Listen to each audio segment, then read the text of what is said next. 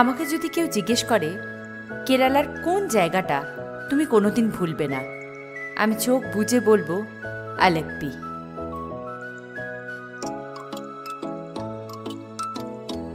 থেকেড্ডি ঘোরা শেষ করে কেএসআরটিসির বাসে চেপে আমরা পৌঁছেছিলাম কোট্টায়াম। তারপর কোট্টায়াম বাসস্ট্যান্ড থেকে অটো করে ফেরিঘাট। এই ফেরিঘাট থেকেই ফেরি ধরে আমরা যাব আলেপ্পি। কোট্টায়ামের ফেরির ঘাট, এখান থেকে আমরা আলেপ্পির জন্য ফেরি নিয়েছি। আমাদের ফেরি চলেও এসছে, একটু ছাড়তে দেরি আছে, 1টার সময় টাইম। আমরা ফেরিতে ঢুকে বসছি এখন। এটা হচ্ছে ফেরি, সামনের দিকে আমাদের বসার জায়গা এই জায়গাটায় আছে। তো এখানে যতদূর আমরা জানি মাত্র 29 টাকা টিকিটের দাম। এটা সব থেকে সস্তা ঘোরা যেটা আলেপ্পি যাওয়া যায়। আর একটা বড় ব্যাপার হচ্ছে যে হাউস বোটের যে প্রচুর টাকা খরচ করে আমরা যে ভাইবটা নিতে চাই সেটা অনেকটাই এই ফেরিতে পাওয়া যাবে। সেজন্যই এই ফেরিতে আজকে আমাদের জার্নি। সারাদিনে মোট 6 বার Kottayam to Alleppey ferry service চলাচল করে। ভাড়া সত্যি 29 টাকা এবং বাচ্চার তার অর্ধেক। হাতে যদি সময় থাকে আর বাজেট একটু টাইট হয় তাহলে এই ফেরি সার্ভিসের থেকে সস্তায় পুষ্টিকর আর কিছুই হয় না। আরব সাগরের তীরের ঘরবাড়ি আর সেখানকার বাসিন্দাদের রোজ নামচা দেখতে দেখতে এগিয়ে চললাম। এখানে একটা মজার ফোল্ডিং ব্রিজ দেখলাম। যতবার ফেরি যাতায়াত করে দুভাগে ভাগ হওয়া ব্রিজটিকে দুপারের বাসিন্দারা টেনে ধরে থাকেন, আর ফেরি পার হয়ে গেলে আবার সেটা জুড়ে যায়।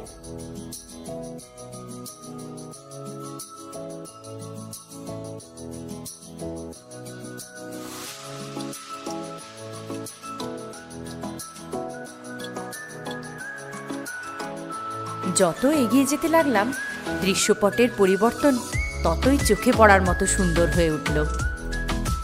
এখন যেদিকে তাকাই খোলা আকাশ, শরতের মেঘ আর নিচে বিস্তীর্ণ জলভূমি। তার মধ্যে দিয়ে এগিয়ে চলেছে আমাদের ফেরি। আর দূরের ওই বোটটি হাউস বোট।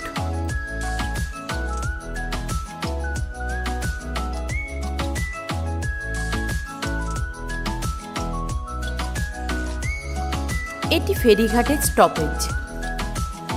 পুরো রাস্তায় 8 থেকে 10টি স্টপেজ আছে। তবে সব স্টপেজেই যে যাত্রী ওঠানামা করছে এমনটাও নয়। কিছুক্ষণ পরে সহযাত্রী ছোট্ট গোপালটি আমার কোলে চলে এলো। এই ছোট্ট গোপালটির বয়স 9 মাস। সে আমার ভাষা কিছুই বোঝে না। অবশ্য স্নেহের এবং ভালোবাসার ভাষাটি সে ঠিক বোঝে। তাই মা বাবাকে ছেড়ে বেশ কিছুক্ষণ আমার কোলেই কাটালো।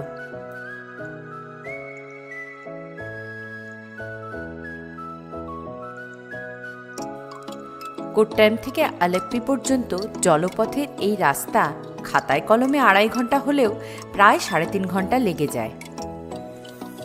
আর এই 3-4 ঘন্টা যদি হাউস বোটে চাপেন তাহলে তার খরচ পড়বে প্রায় 4 থেকে 5,000 টাকা।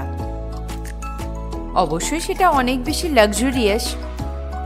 তবে আজকের যে ছোট ছোট অভিজ্ঞতাগুলো সঞ্চয় হলো সেগুলো হাউস বোটে কোনোদিনই পেতাম না।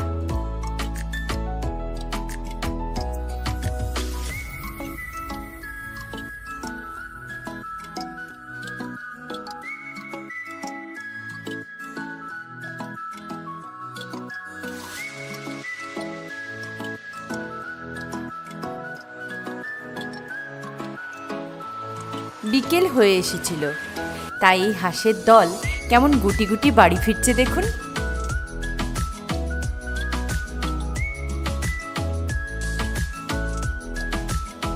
আলেপ্পি পৌঁছাতে প্রায় 4:30 বেজে গেছিল।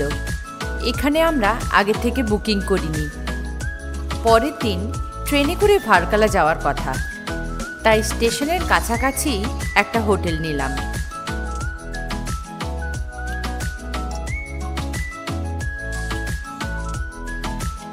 নন এসি ডবল বেডেড রুমের ভাড়া পড়ল এখানে 1000 টাকা।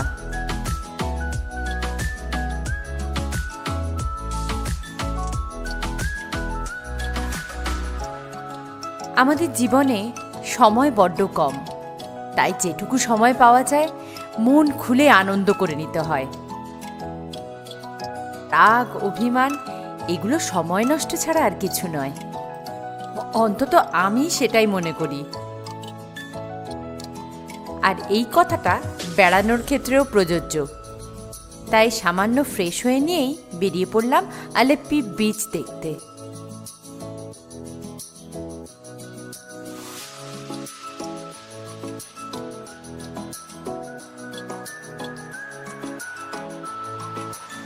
সেদিন সম্ভবত কোনো কলেজের ফেস্ট অনুষ্ঠিত হচ্ছিল, আর তাকে কেন্দ্র করে নাচ গানের জমজমাটি আসর বসেছিল সি বিচে।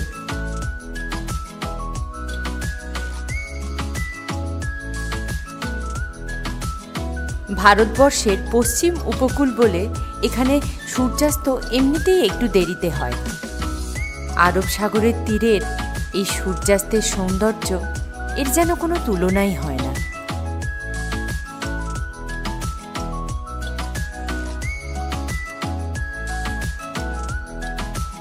সি বিচ মানে খাওয়া দাওয়া, যদিও কোনটা কি খাবার আমরা মোটেও বুঝতে পারছিলাম না। তবুও কিছুটা জিজ্ঞাসাবাদ করে আর খানিকটা আন্দাজে বেশ কতকগুলো পকোড়া অর্ডার করলাম। এটা হচ্ছে ডিমের বড়া, আর পাশেরটা ফুলকপির পকোড়া। তবে স্বাদে আমাদের ফুলকপির পকোড়া বা ডিমের ডেভিলের থেকে অনেকটাই আলাদা। শরতে সন্ধে যত ঘনিয়ে আসছিল, সমুদ্র সৈকত হয়ে উঠেছিল তত বেশি মোহময়। আলেপ্পি বিচে আছে ব্রিটিশ আমলের প্রায় 150 বছরের পুরনো একটি পিয়ার। এটি এই বিচের বৈশিষ্ট্যও বলা যেতে পারে। আজ সারাদিনের ঘোরাতে শরীর ভীষণ ক্লান্ত, কিন্তু মন ততটাই পরিতৃপ্ত। তাই আর দেরি না করে হোটেলের সামনেই একটা রেস্টুরেন্টে ডিনার করতে চলে গেলাম। আমরা নিয়েছিলাম কেরালা পরোটা আর চিকেন বাটার মশালা। এই রেস্টুরেন্টের নাম সাদিয়াস রেস্টুরেন্ট। খাবারের কোয়ালিটি এবং কোয়ান্টিটি দুটোই বেশ ভালো, আর দামও আয়ত্তের মধ্যে। পরের দিন আমরা গেছিলাম ভার্কালা। সেই গল্প থাকবে আগামী পর্বে। সকলে ভালো থাকবেন, সুস্থ থাকবেন। ভিডিওটি কেমন লাগলো জানাতে ভুলবেন না কিন্তু। ভালো লাগলে একটা লাইক, শেয়ার আর কমেন্ট করে দেবেন।